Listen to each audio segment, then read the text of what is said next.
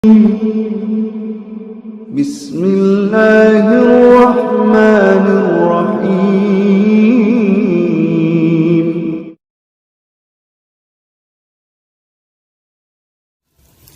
Kemudian teman-teman sekalian, kita tutup dengan kisah-kisah orang yang masuk dalam agama Islam ini. Teman-teman sekalian, adalah orang-orang yang pintar.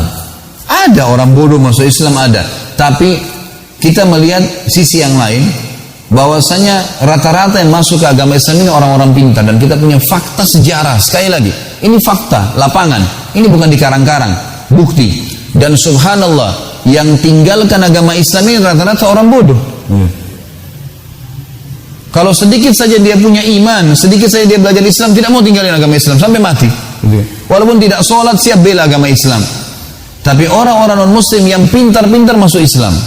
Saya sebutkan beberapa kisah. Yang pertama, teman-teman sekalian, kisah seorang profesor spesialis kulit dari Muantai. Orang ini kisah sekitar mungkin 7 tahun yang lalu. Diangkat dalam media-media di internasional dan menghebohkan dunia kedokteran. Karena ini orang dituakan sekali dalam ilmu spesialis kulit. Dia setiap tahun, teman-teman sekalian, mengundang seluruh dokter-dokter spesialis kulit di dunia untuk datang, lalu dia menyampaikan penemuannya yang terakhir, seminar. Pada 7 tahun yang lalu ini, dia sempat mengundang 2 orang dokter muslim spesialis kulit dari Mesir. Salah satunya, dokter muslim ini sering ikut pengajian para ulama di Mesir. Jadi dia selain dokter, juga dia alim, dia tahu ilmu-ilmu agama. Pada saat tiba di sana, di sebuah auditorium yang besar, hadir ya ratusan bahkan mungkin ribuan dokter spesialis kulit dunia. Dokter-dokter spesialis ini kalau dalam ilmu kedokteran itu sudah kita tahu. Kalau jurusan lain berarti sudah pasca sarjana, S2, S3, gitu kan. Sudah dianggap top dalam masalah akademik. Ringkas cerita adalah dia naik di podium profesional lalu berkata, "Saya baru menemukan dengan teknologi tercanggih sekarang, ternyata yang memberikan rasa sakit bagi manusia adanya urat-urat saraf yang halus sekali dan jumlahnya miliaran, banyak sekali, tidak terhitung, yang melengket di kulit manusia. Kalau urat saraf ini bisa ditaklukkan dengan obat-obat bius misalnya, maka akan membuat bedah itu lebih mudah. Dan juga sama, kalau urat saraf ini sudah hilang fungsinya secara alami, mungkin karena kecelakaan, seperti orang kena luka bakar dan kulitnya kena luka bakar misalnya, dan terbakar kulitnya seberikut urat-urat saraf itu, tinggal langsung ke dagingnya, maka tidak akan merasa sakit kalau dagingnya dibedah. Datangkanlah contoh, ada orang dinaikkan di atas panggung, kena luka bakar di tangan kanannya, lalu kemudian memang dipastikan kulit dan urat saraf di kulitnya sudah terbakar. Diambil pisau bedah, diiris dagingnya, orang itu nggak rasa sakit. Orang semua satu auditorium bersorak-sorak, ini luar biasa. Penemuan yang luar biasa secara ilmiah dengan teknologi canggih yang sekarang. Ternyata satu orang dokter muslim dari Mesir tadi angkat tangan, "Maaf Profesor, kalau itu penemuan Anda yang tercanggih, saya ingin mempertemukan antara penemuan Anda ini dengan Al-Quran, dan saya pastikan Al-Quran sudah menceritakan 1400 tahun yang lalu." Kaget dia, di depan orang semua hadir, ribuan orang, banyak yang hadir nih. Kata si profesornya, "Mana buktinya?" Dokter muslim ngambil Quran terjemahan bahasa Inggris, dibuka surah ya, An-Nisa ayat 56. An-Nisa 56, teman-teman sekalian, menceritakan tentang masalah ahli neraka. Salah satu cara penyiksaan di api neraka. Bunyinya, "A'udzubillahi minasyaitonirrajim", di antara potongan ayatnya, "Kullama nadijat juluduhum badalnahum juludan ghairan liyadzuqul adzab." Setiap kali penghuni neraka kulit mereka sudah terbakar, kata Allah, kami ganti dengan kulit yang baru agar mereka merasakan rasa sakit yang baru. Artinya ayat ini menjelaskan memang rasa sakit di manusia itu adalah di kulitnya. Jadi Allah tidak butuh membakar di neraka orang sampai tulang-tulangnya, enggak, kulitnya aja. Jadi begitu sudah terbakar kulitnya, sudah selesai, diganti kulit yang baru. Jadi ayat ini betul-betul menjelaskan penemuan si profesor tadi. Sambil profesor tersebut baca terjemahan bahasa Inggris, netesin air mata. Dan di atas podiumnya dia mengatakan, "Teman-teman sekalian, tuntun saya ke agama Anda karena ini bukan buatan manusia. Gak mungkin, ini penemuan tercanggih dan berbulan-bulan diadakan penelitian untuk mengetahui proses tersebut. Tapi Al-Quran sudah menceritakannya, teman-teman." Akhirnya dia syahadat di depan para ilmuwan. Contoh yang lain, seorang arsitek dari Jerman menceritakan kenapa dia masuk Islam. Subhanallah, ada ribuan kisah begini. Ini bukan satu dua kisah, ribuan. Seorang arsitek dari Jerman, terkenal sekali, dia suka sekali menjual gambarnya ke Eropa dan laku. Lakunya itu teman-teman karena dia menggabungkan antara arsitek literatur klasik dan literatur modern. Termasuk literatur klasiknya dia yang dianggap literatur kuno adalah Al-Quran. Dia suka buka Al-Quran, tapi dia agama Nasrani. Dia buka Al-Quran dan sering dia ikutin ya, arsitektur dalam Al-Quran seperti kisah tentang Fir'aun, piramidahnya, kaum Samud, kaumnya Nabi Saleh. Ya, ini ada menyebutkan tentang gunung-gunung dijebol sama mereka, gitu kan? Tentu khilaf ahli sejarah, dikatakan di Petra, di Yordania, ada yang mengatakan juga ini di wilayah lain, di Madain Saleh di Saudi. Tapi yang jelas memang cirinya mereka gunung-gunung batu dijebol, gitu kan? Dan banyak yang lainnya. Dan selalu laku gambarnya. Satu waktu dia ceritakan kenapa dia masuk Islam. Dia bilang saya penasaran, ingin cari tahu dalam Al-Quran ada arsitektur lain nggak? Ada gambaran lain nggak selain yang dulu-dulu nih, umat-umat dulu nih? Dia tidak sengaja buka dengan hikmah Allah, dia buka ayat tentang surga. Dan dia penasaran dengan kalimat arsitektur surga, kalau digambarkan selalu ada kalimat tajri min tahtil anhar, mengalir di bawahnya sungai. Selalu ada kalimat itu. Apa nih rahasianya? Kenapa ada kalimat tajri misalnya di bawahnya mengalir sungai?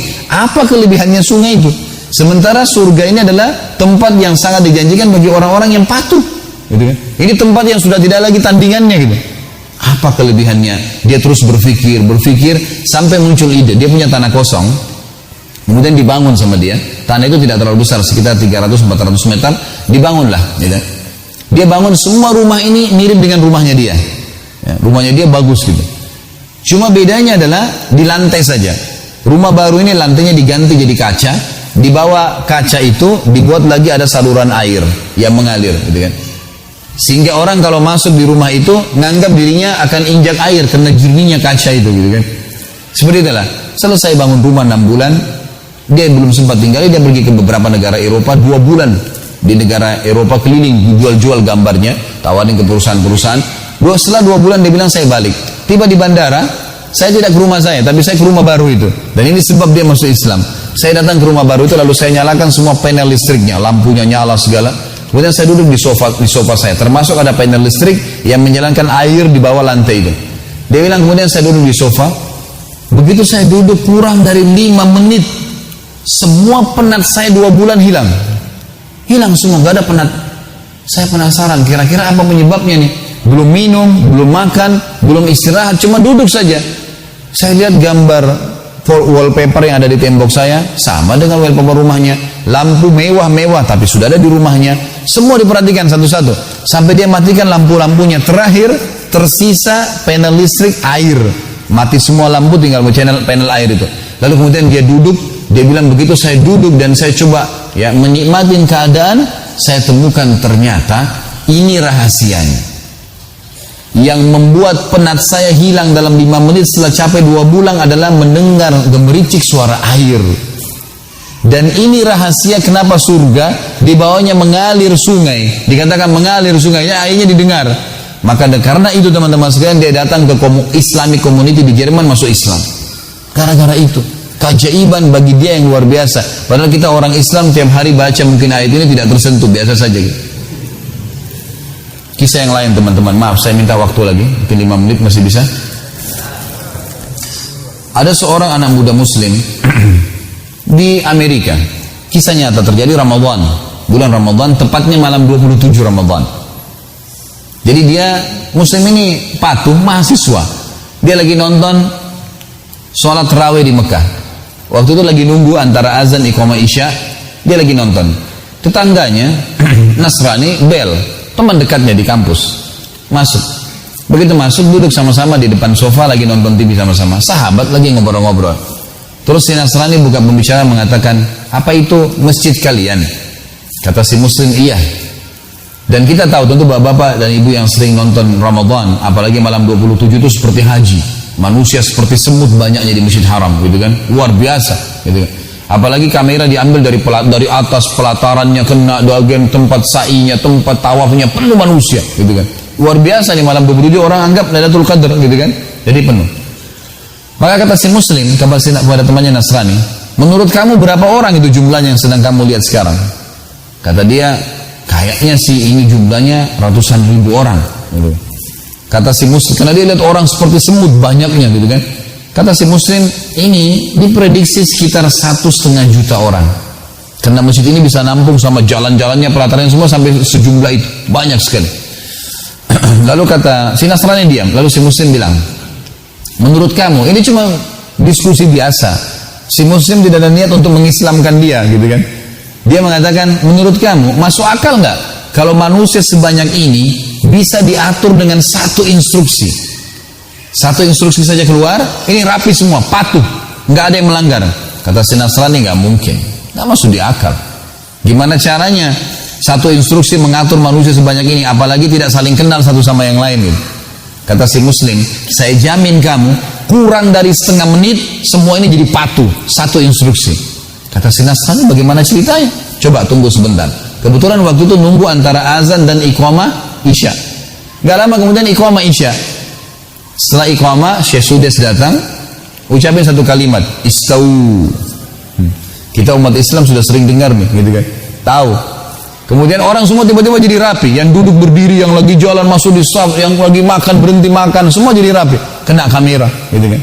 Rapi semuanya. Kemudian satu instruksi lagi, Allahu Akbar, semua ikut. Gak ada yang berani melanggar. Kita tahu orang Islam kalau melanggar imam batal sholatnya gitu kan. Tapi ini kita mungkin tiap hari lihat sholat karena sudah tiap hari dan tidak tahu, akhirnya biasa saja. Bagi orang non-muslim ini satu hal yang luar biasa nih. Lalu kemudian satu instruksi, baca ayat, semua dengar, gak ada yang berani bantah gitu kan. Kemudian ruku, Allahu Akbar, ruku semua, nggak ada yang berani angkat kepalanya. Angkat kepala berarti diubah jadi kepala keledai, gitu kan. Hadis Nabi mengatakan itu, mendahului imam diubah jadi kepala keledai, gitu kan. Jadi kita tahunya itu, tapi mereka nggak lihat. Sami Allahu liman hamida, sama. Sampai salam, satu instruksi. Udah selesai salam. Si muslim ini rupanya lagi asyik nonton, memang dia lagi tunggu itu, dengarin ayat, lihat keajaiban ramainya orang, gitu kan, dia lagi asyik. Kemudian setelah saya salam dia bilang maaf ya sama teman Nasrani, saya lupa tadi, kamu mau minum apa? Kalau kami Islam kan lagi puasa. Ditanya, si Nasrani diam, matanya masih lihat ke layar TV. Setelah selesai salam baru bubar semua nih. 2 kali tanya, kamu minum apa? Mau makan apa? Diam. 3 kali ditanya, diam. Kemudian si Nasrani balik ke muslim, dia bilang, tuntun saya masuk ke agamamu. Ini gak mungkin buatan manusia. Ini gak mungkin buatan manusia. Gak ada manusia bisa diatur rapi begini kecuali memang ini ada campur tangan Tuhan. Syahadat gara-gara saf sholat.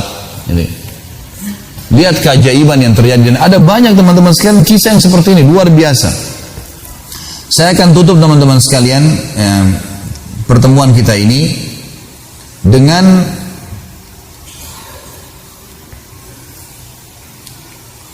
masuk Islamnya seorang anak muda di Jerman, di Inggris. Jadi ada seorang syekh dari Saudi datang, kemudian diterjemahkan dalam bahasa Inggris di satu masjid. Gitu. Selesai ceramah tentang Islam, kemudian Islam, gitu kan, mengajak orang untuk menyebarkan Islam. Lalu kemudian ada satu anak muda asli Inggris datang, kemudian berkata kepada syekhnya, syekh, ini teman saya, orang Inggris asli, teman saya di sekolah, mau masuk Islam, tapi masih ada 2 hal yang mengganjal di dirinya. Bisa nggak dia bertanya? Kata syekhnya, silakan, boleh bertanya. Maka anak muda itu pun bertanya, syekhnya kebetulan belum bisa bahasa Inggris, lalu kemudian diterjemahkan, gitu kan. Kata anak muda ini, kenapa kalian umat Islam melarang perempuan kalian salaman sama semua perempuan? Kenapa nggak boleh salaman sama semua perempuan? Gitu kan. Sementara kami bebas mau salaman sama siapa saja. Dan kita tahu memang dalam Islam, maaf ini sekalian saya jelaskan hukumnya, keluar sedikit dari kisah ini. Dalam Islam, maaf Bapak Ibu sekalian, tidak boleh salaman sama sembarangan orang kecuali mahram, gitu kan. Kata Nabi SAW, la yuta'ananna ahadukum bimikhyatin min hadid khairun lahu min an tamassu yadi imra'atun la tahillullah. Seseorang dari kalian ditusuk dengan besi yang tajam jauh lebih mulia daripada dia, jauh lebih ringan bagi dia dibandingkan dia menyentuh tangan wanita yang tidak halal buat dia. Kata Nabi SAW, inni la usafihun nisa, saya tidak pernah menyalami wanita. Memang sudah begitu hukum Islamnya. Jadi kita memang tegur, sapa, salam, iya biasa, apa kabar, baik, butuh bantuan boleh dalam Islam. Tapi salaman memang dilarang, gitu kan? Sama halnya tidak boleh memandang hal-hal yang haram. Jadi dia mengatakan, kenapa kalian dalam Islam tidak membolehkan wanita kalian salaman sama semua orang? Kenapa nggak seperti wanita kami? Ini syubhat. ya hal-hal yang diragukan oleh mereka. Maka syekhnya bertanya, kau warga negara apa? Dia bilang Inggris. Siapa ratu kamu di Inggris ini? Kata dia Elizabeth. Kata syekhnya, kau bisa salaman sama Elizabeth? Kata dia bilang tidak bisa. Kenapa tidak bisa? Kata syekhnya. Dia bilang karena itu ratu, tidak sembarangan orang salaman dengan dia. Kata syekhnya, semua wanita muslimah seperti Elizabeth, ratu, nggak boleh sembarangan orang salaman. Jadi memang ada tujuan syariat ini, bukan main-main, gitu kan? Lalu yang kedua, dia bilang, kenapa kalian menyuruh wanita kalian tutup aurat? Kenapa harus taruh jilbab dari kepala sampai kain? Bahkan ada yang pakai cadar. Kenapa nggak seperti perempuan kami mau pakai baju, nggak pakai baju terserah? Gitu. Kenapa nggak seperti? Kenapa harus begitu? Gitu. Syekhnya lalu mengeluarkan 2 buah permen dari kantongnya, satu dibuka bungkusnya, satu dibiarin terbungkus, digeletakin di lantai masjid. Kata syekhnya, kalau saya suruh pilih kamu permen ini, yang mana kau pilih? Kata si Nasrani itu, yang terbungkus. Kata syekh, kenapa kau nggak ambil yang sudah terbuka? Gampang, tinggal ambil, caplok dalam mulut, selesai. Dia bilang, enggak syekh, karena kotor. Kata syekhnya, itulah perbedaan perempuan kami dengan perempuan kalian. Perempuan kami seperti yang terbungkus, yang buka cuma suaminya, pemiliknya. Dan perempuan kalian seperti permen itu, semua orang bisa buka, kena kotoran dan segala. Sampai masalah hijab pun syar'i, ada hikmah syar'inya. Dan Allah mengatakan, dzalika adna alla yu'dzain. Tujuan hijab agar tidak diganggu. Kan gitu. Sampai ulama mengatakan kalau ada wanita tutup auratnya, tertutup semua, pakai jilbab besar, apalagi kalau pakai cadar, kira-kira kalau lewat di depan preman-preman, apanya yang bisa menggoda mereka? Mau cari apa yang bisa kelihatan nih? Kain semuanya gitu kan. Nggak ada yang menggoda. Kata ulama, kalau ada orang sudah tutup hijab syar'i, diperkosa juga, dapat pahala. Yang diperkosa, yang memerkosa dapat dosa, gitu kan. Tapi kalau ada wanita yang memang dasarnya pakai pakaian ketat, apa bedanya orang yang pakai celana ketat dengan tidak pakai celana? Sama saja, beda di warna. Orang sudah tahu bentuk tubuhnya. Kata ulama, kalau ada orang perempuan diperkosa, dasarnya dia penyebab fitnah, dua-dua dapat dosa. Yang memerkosa dan yang berkosa, dua-dua dapat dosa. Padahal ini diperkosa ya, karena dia penyebab fitnah itu. Jadi Islam datang dengan kemuliaan, teman-teman sekalian. Makanya Allah sebagai penutup perkataan saya berkata, wala tamutunna illa wa antum muslimun. Pertahankan, jangan sampai mati kecuali dalam keadaan Islam. Ini agama yang benar. Dan sudah panjang lebar saya jelaskan dari definisi sampai bukti-bukti sejarah, sampai akhirnya kita buktikan dengan banyaknya orang-orang pintar yang menganut agama Islam ini. Maka bersyukurlah kepada Allah karena Anda lahir dalam keadaan Islam, atau Anda mendapatkan hidayah setelah Anda dewasa. Allahu a'lam.